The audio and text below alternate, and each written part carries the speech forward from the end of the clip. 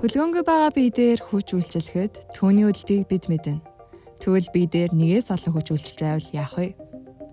Энэ туршилтаар тэнцүү үйлчлэгч хүчнүүд ба тэнцүү биш үйлчлэгч хүчнүүд бие дээр үйлчилж байх үед түүний хөдөлгөөнд хэрхэн нөлөөлдгийг судлах болно. Сайн байцгаана уу? Энэ удаагийн туршилтаар бид дээр тэнцүү ба тэнцүү бус хүч үйлчилж байгаа тохиолдолд түүний хөдөлгөөнд хэрхэн нөлөөлдгийг судлах болно. За ингээд туршилтаа эхэлцгээе. Нэг хүч нөгөөсөө хэрэг байгааг хэрхэн илэрхийлэх вэ? Үүний тулд заавал хэмжилтийг шаардлагатай. Ямар нэг физик хэмжих түүнийг хэмжихэд бид багаж тоног төхөөрөмжийг хэрэглэдэг. Физикийн лабораторид хүчийг хүч хэмжигч буюу динамометр гэдэг багажаар хэмждэг. Хүч хэмжигч багажтай эхлээд танилцгаая. Хүч хэмжигчийн дэгээнд хүч үйлчлэхэд хэрэг хүч үйлчилж байгааг түүний хуваар зааж байна. Хүч хэмжигч нь тодорхой хязгаар хүртэл хэмждэг тул хязгаараас давсан их хүчээр үйлчлэхээс зайлсхийх хэрэгтэй. Туршилтаа эхлэхээс өмнө хүч хэмжигчүүд тийг зааж байгаа эсгийг шалгаж, хуваарийг тэг болгож тохируулах хэрэгтэй.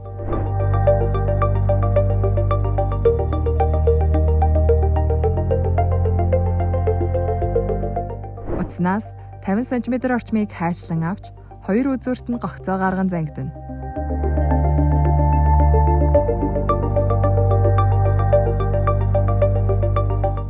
Утасны гол наалдаг туус нааж тэмдэглэгээ тавьцгаая. Мөн адил ширээн дээр тэмдэглэгээ тавих хэрэгтэй. За одоо хоёр хүч хэмжигчээ ашиглаад зангидсан олсныхоо хоёр талаас ижил хүчээр татгуулна.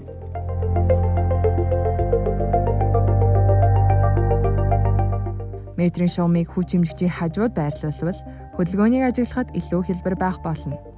За туршилтыг эхэлцгээе. Хоёр сурагч утасны хоёр талд байгаа хүч хэмжигчээс татна. Энэ үед утасны голд байгаа тэмдэглэгээ ширээн дээрх тэмдэглгээтэй яг давхцаж байх хэрэгтэй.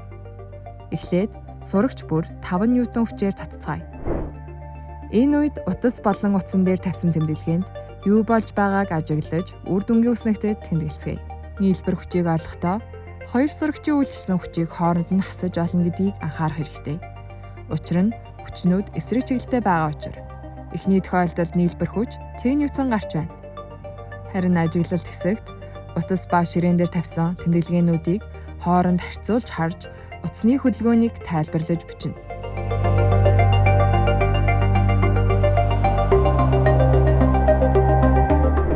Дараа нь сурагч бүр татах хүчээ хэсгэж 7 ньютон хүчээр татна.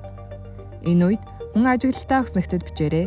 Туршилтаас харахад эсрэг тийш тэнцүү үйлчилж байгаа тохиолдолд нийлбэр хүч тэгтээ тэнцүү байна. Энэ үед бие хөдлөхгүй байна гэсэн дүгнэлтийг хийж болохоор байна. Энэ удаад нэг сурагч нөгөө сурагчаас 1 ньютоноор илүү хүчээр татаж үзье. Энэ үед утсан дээр тавьсан тэмдэглэгээ илүү хүч үйлчилсэн тал руу хөдөлж байна. Дараа нь нэг сурагч нөгөө сурагчаас 2 ньютоноор илүү хүчээр татаж үзье.